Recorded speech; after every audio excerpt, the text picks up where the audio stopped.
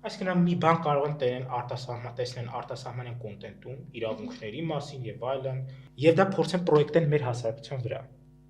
Այսինքն իրականության վրա, որտեղ դա այդքան էլ այդ ձև չի։ Մենք դրա կարիքը չունենք ընդհանրապես։ Մի բան ասեմ, գուցե ինձ քարկոծեն էս իմ կարծիքի համար։ Մենք ցանկացած կարծիքներ էստեղ լս։ Եթե սա հետագայում հեռարձակվի ու Իհարկե հեռարձակվելու է։ կոմենտներում ես պատկերացնում եմ ինձ ինչ կանեմ, բայց լավ։ Ես կարծում եմ, որ Հայաստանում ֆեմինիզմի կարիք չկա։ Ես որպես Հայաստանում ծնված մեծացած աղջիկ եւ